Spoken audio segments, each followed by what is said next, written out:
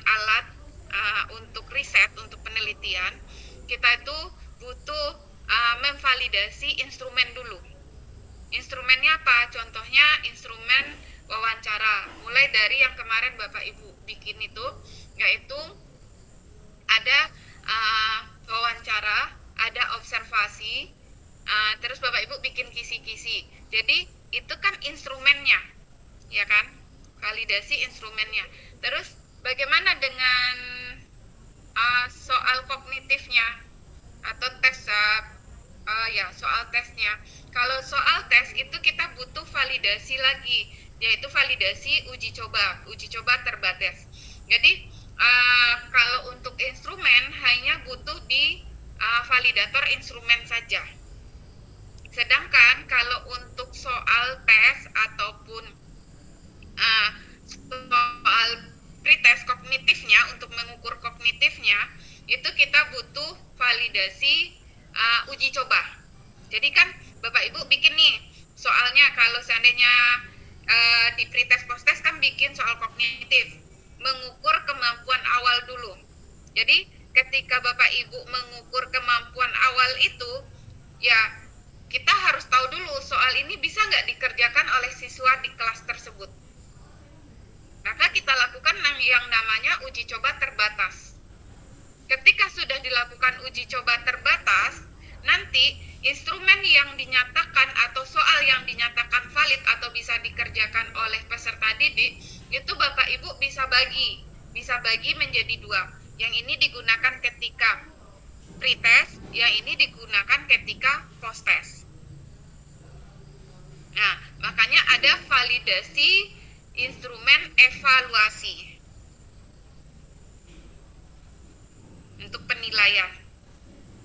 Nah, ketika instrumen itu sudah valid, ya nanti dari hasil instrumen yang sudah valid itu kan ada ya Bapak Ibu, nanti akan diukur lagi rehabilitasnya. Dalam artian rehabilitas ini adalah tingkat kualitas dari soal tersebut. Berapa persen ketika kita melakukan uji coba, berapa persen ketika kita melakukan pretest itu siswa yang mampu menjawab. Bisa jadi, saya umpamakan ya Bapak Ibu, saya punya soal atau kisi-kisi yang Bapak Ibu bikin kemarin itu kan divalidasi dulu oleh ahli materi. Karena ahli materi itu memvalidasi instrumen yang sudah dibikin.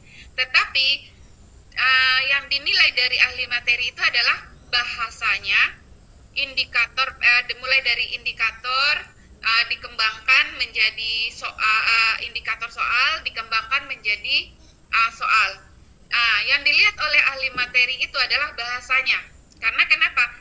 Bagaimana menggunakan bahasa yang baku, terus tata penulisannya tidak ambigu, tidak bermakna ganda. Jadi itu dikerjakan oleh validator instrumen. Tapi jika dilakukan validasi instrumen evaluasi, berarti hasil validasi yang sudah dibikin atau sudah dilihat oleh validator materi tadi, itu diuji cobakan dulu. Diuji cobakan ke lapangan. Nah, contohnya kita mau melakukan riset di kelas 4, maka kita uji cobakan dulu di kelas 4. Tapi kelasnya harus berbeda Bu dengan kelas riset kita. Kalau Bapak Ibu mau bikin 2 kelas, berarti kan ada kelas kontrol sama kelas eksperimen dengan indikator yang sama, dengan soal yang berbeda. Paham?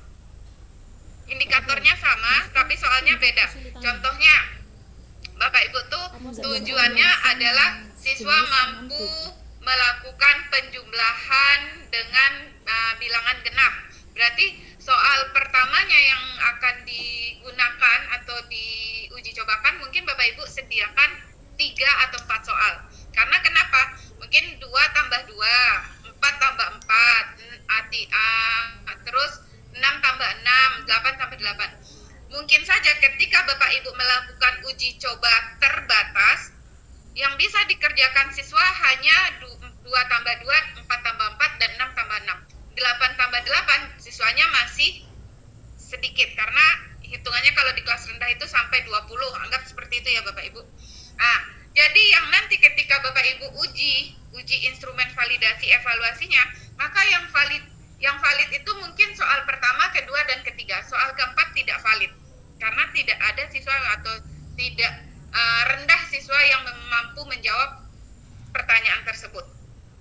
Terus kenapa butuh 3 atau butuh 4? Karena nanti ketika Bapak Ibu membaginya menjadi soal pretest dan posttest, Bapak Ibu harus ngambil salah satu dari sini, yang mana yang mau dijadikan soal pretest, yang mana mau dijadikan soal posttest. Biasanya guru ya, kita sebagai guru atau saya sebagai guru itu, kita pasti memberikan soal yang mudah dulu ketika pretest, ya kan? Nanti dengan tingkat yang berbeda kita berikan soalnya untuk posttest. Karena kenapa? Karena di antara jeda pretest dan posttest kita memberikan yang namanya perlakuan. Jadi ketika Bapak Ibu menguji validitas instrumen itu adalah di kelas yang berbeda, bukan di kelas ketika melakukan eksperimennya. Bukan di kelas yang dilakukan pretest posttestnya, tapi di kelas yang lain untuk mengetahui uji validasi instrumen. Kapan uji validasi rehabilitasnya? Uji rehabilitasnya itu adalah hasil dari kelas eksperimennya, yaitu kelas kelas eksperimen. Kalau seandainya cuma satu kelas, yaitu di kelas ketika nilai posttest dan pretest. Tapi kalau mau dibikin 2 kelas, berarti ada kelas kontrol dan kelas eksperimen. Gitu. Itu untuk menguji validitas dan rehabilitas.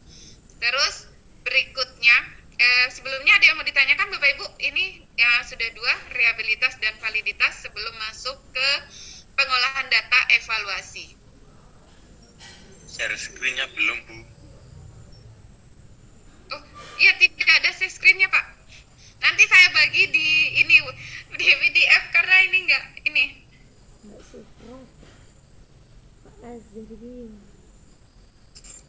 Ya Bu, materi dibagi di grup aja Bu. Ya, nanti saya bagi materinya di grup.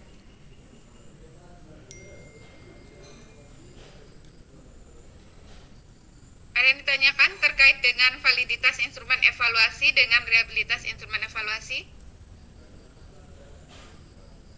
Jadi ini berbeda dengan instrumen yang kita gunakan untuk observasi ya Pak, Ibu.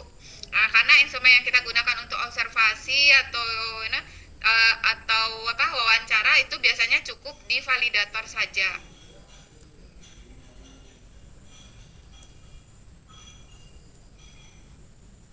Jadi kayak uji sampel ngono apa ya? Iki tapi ning sampel. Berarti uji kan diuji coba kan. Itu tuh tes. Enak deh Pak Jati ini uji sampel. Iya. Oke, jika tidak kita lanjutkan dengan materinya pengolahan data evaluasi. Untuk pengolahan data evaluasi Bapak Ibu itu mengolah hasil evaluasinya. Jadi kalau seandainya Bapak Ibu ada yang melakukan riset ya, saya hubungkan karena ini kan berhubungan evaluasi ini dengan alat risetnya ya. Ketika Bapak Ibu melakukan penelitian kuantitatif, itu kan mengukur pengaruh, berarti ada tes di dalamnya. Nah, ketika melakukan ada tes itu yang diolah biasanya kita menggunakan SPSS. Kita olah adalah apakah ada pengaruhnya atau ada hubungannya, biasanya dibantu oleh menggunakan SPSS. Itu mungkin Bapak Ibu bisa nanti di mata kuliah kuantitatif. Terus kalau di kuantitatif itu kita biasanya menggunakan yang namanya rubrik Bapak Ibu. Ada skor penilaian. Makanya itu yang diolah di dalam SPSS, ada angka-angka.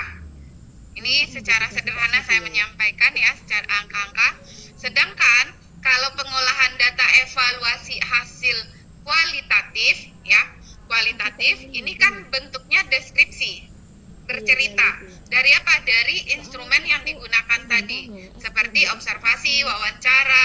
Nah, itu tidak berupa tidak ada di situ apa namanya? Tidak ada di situ rubrik. Tetapi yang ada di situ adalah ya deskripsinya, ceritanya gitu ya. Uraiannya itu ditranslate atau dibuatkan. Nah, itu bedanya antara kuali dengan kuantitatif. Jadi kalau ibu-ibu mau bikin melihat pengaruh model ini dengan ujinya menggunakan tes, itu pasti ada rubrik atau skor penilaian.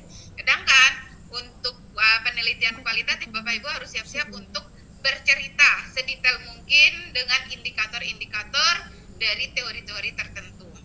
Nah, terus apa bedanya dengan Max Method? Kalau di dalam Max Method, dua-duanya ada. Nah, makanya kalau seandainya Bapak Ibu melakukan riset untuk meningkatkan hasil belajar, kalau namanya hasil belajar berarti Bapak Ibu akan mengukur kognitif, afektivitas, dan juga psikomotornya, seperti yang awal-awal saya sampaikan. Ada kognitifnya, ada soal pretest post-test, kalau di afektifnya ada keterampilan, kalau psikomotor ada tindakan atau aktivitas pembelajaran. Itu diceritakan semuanya kalau mengukur yang namanya hasil belajar. Tetapi kalau Bapak Ibu mau mengukur yang hanya saja nilai ya, nilai hasil tes ya, itu Bapak Ibu bisa kognitifnya, berarti Bapak Ibu mengukur prestasinya si belajar. Berarti prestasi belajarnya itu beda selisih angkanya ketika sebelum dan sesudah diberikan perlakuan. Di Max Method, kedua-duanya itu diceritakan. Baik data kualitatif, kenapa dia bisa meningkat? Pasti karena hasil wawancaranya seperti ini. Kenapa dia bisa tidak ada pengaruh di dalam Max Method? Nah, pasti karena ada dampak sosialnya, dampak eksternalnya, ataupun dampak internalnya. Termasuk dari motivasi siswa, lingkungan, dan lain-lain. Terus, berikutnya, ada penelitian pengembangan. Di dalam penelitian pengembangan, Bapak Ibu itu sebenarnya fokusnya di produknya, di produk yang dihasilkan atau yang dikembangkan. Terus apa yang menjadi poin risetnya? Oh ya, saya kan mau mengembangkan media ini, Bu, tapi untuk pembelajaran matematika bisa, tapi kan berarti ada yang namanya uji efektivitas. Uji efektivitas itulah yang berupa angka-angka dengan menggunakan soal pretest dan post-test. Jadi kalau Bapak Ibu cukup hanya di pengembangan desain dan validasi dari produk, itu Bapak Ibu cukup bercerita saja. Tapi ketika ada data kuantitatifnya, hasil pretest post-testnya, berarti Bapak Ibu harus mengemukakan data kuantitatifnya, skornya, terus rubriknya itu harus ada. Nanti diceritakan, nanti akan dilihat itu berapa uji homogenitasnya, uji prasyaratnya ya. Ada uji homogenitas, ada uji normalitas. Maka akan ada beberapa uji-uji lainnya. Termasuk ada uji banding atau endgen namanya. Itu dilakukan ketika pelaksanaan proses pengembangan sampai dengan uji efektivitas. Tapi kalau tidak ada uji efektivitas, hanya uji validitas dan uji praktikalitasnya produk, itu tidak perlu ada skor-skor tertentu. Berbeda dengan kuantitatif. Jadi di dalam pengembangan itu yang dominan boleh kualitatif, boleh kuantitatif. Kalau Bapak Ibu contoh judulnya ya.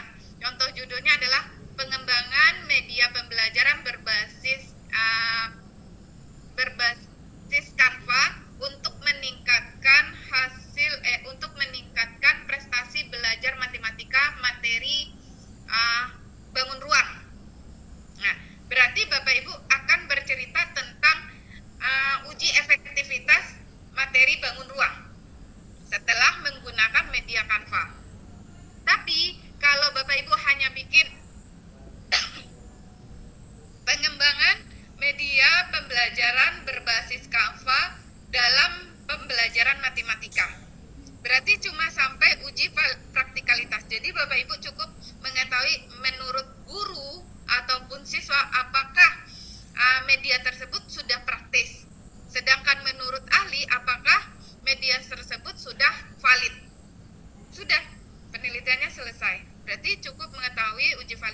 dan uji praktikalitas. Tapi kalau ada untuk meningkatkan atau untuk apalagi meningkatkan untuk memberi pengaruh ya, untuk memberi pengaruh maka akan ada uji efektivitasnya. Nah, jadi makanya satu menjelaskan ini dalam pembelajaran atau mata kuliah ini saya tuh bikin pemetaan seperti kemarin jenis dan teknik serta pemilihan tekniknya itu kita susun. Terus kita mulai nyusun kisi-kisi. Terus kita kembangkan kisi-kisi itu menjadi soal. Terus ada bikin angket, bikin rubrik ya, bikin lembar observasi, bikin tes wawancara ya. Nah, sekarang masuk ke validitas rehabilitas. Validitas instrumen itu tujuannya seperti tadi, hasil dari penyusunan soal yang Bapak Ibu kerjakan minggu sebelumnya atau latihan sebelumnya, tugas sebelumnya, angket, itu bisa diuji validitasnya. Sedangkan uji rehabilitasnya juga bisa dilakukan ketika kita sudah melakukan yang namanya uji coba. Terus pengolahan datanya itu bisa dilakukan secara deskriptif atau dengan kualitatif atau berupa angka-angka. Saya sering sebut dengan kalau kualitatif, deskriptif bercerita, kalau dengan kuanti berarti kita mengolah data berupa angka-angka. Terus di dalam pengolahan data itu nanti perlu dilakukan analisis hasil evaluasi. Nah, analisis hasil evaluasi ini nanti akan Bapak Ibu jelaskan lagi nih. Nah, itu berbeda lagi dengan pengolahan data. Jadi analisis dengan pengolahan data itu berbeda di dalam mendeskripsikannya ataupun di dalam menyampaikan data hasil riset atau evaluasi. Gitu. Ini suara saya kedengaran kan, Bu? Ada Bu, kedengaran. Mungkin silahkan Bapak Ibu yang mau ditanyakan itu untuk terkait dengan materi yang saya sampaikan pada hari ini. Karena nanti tugas-tugas yang sebelum-sebelumnya ini nanti akan saya kumpulkan di akhir atau sebagai tugas UASnya. Jadi setiap minggu saya mungkin akan ngasih tugas, kecuali minggu kemarin saya ketinggalan gitu, saya harusnya ngirim tugas ya Bapak Ibu. Tapi ya nggak apa-apa. Nanti kita sambung saja.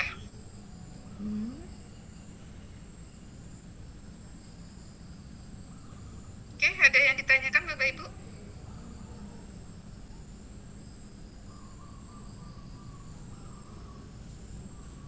Kalau tidak ada yang ditanyakan, saya masuk ke tugasnya ya Bapak Ibu. Jadi minggu depan itu hari Selasa, masih tanggal hitam ya.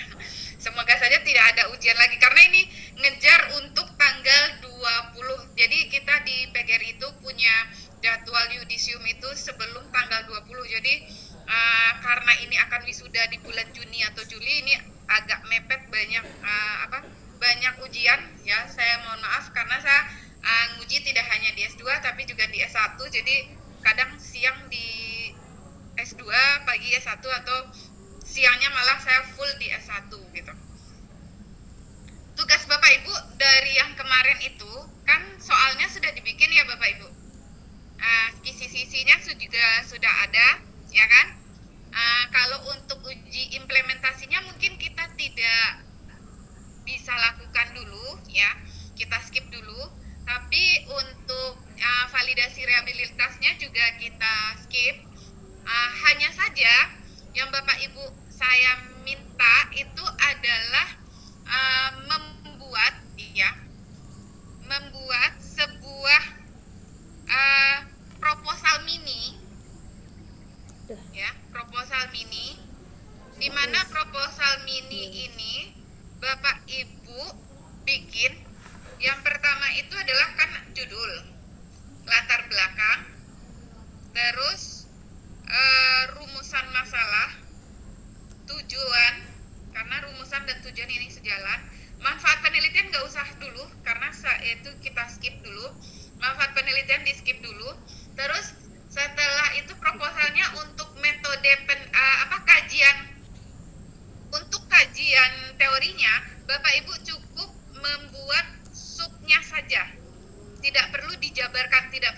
deskripsikan. Contohnya tadi itu kan saya jelaskan tentang media pembelajaran. Jadi cukup dibikin di kajian teorinya itu media pembelajaran, tidak perlu dicari teori siapa. Media pembelajaran adalah ini nih, nggak perlu. Cukup subnya saja untuk bab 2. Sedangkan di bab 3-nya itu di metode itu Ibu Bapak sesuaikan dengan judul.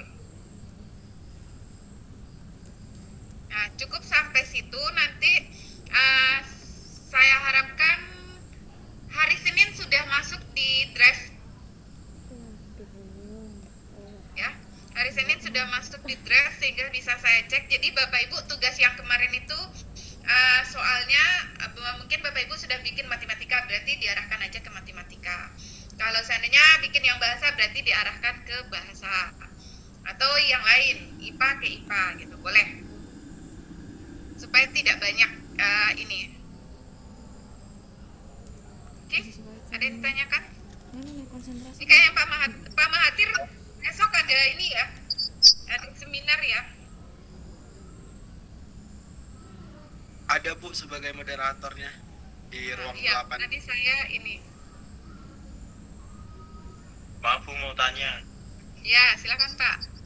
Untuk tugas yang minggu depan itu apa bisa dituliskan di grup aja Bu? Soalnya saya sudah lupa ya. Siap, nanti saya share sama materinya sekalian. Iya Bu, soalnya mudah lupa sekarang Bu. Kebanyakan proposalnya Bu. Iya ya, semester ini proposal semua ya. Di Hampir konsentrasi semua mata juga kuliahnya arahnya ke proposal Bu. Oke. Tapi makanya itu saya upayakan untuk nyambung nih antara yang dikonsentrasi dengan yang dievaluasi. Jadi Bapak Ibu tinggal sesuaikan saja.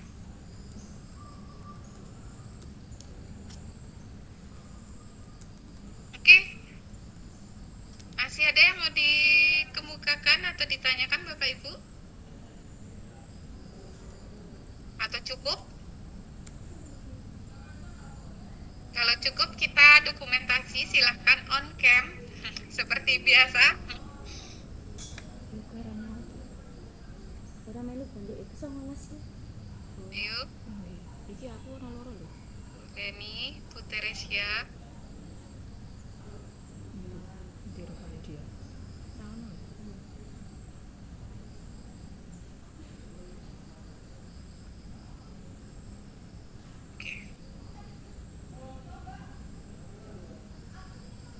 Oke, kita mulai. Bapak Ibu, silahkan bersiap.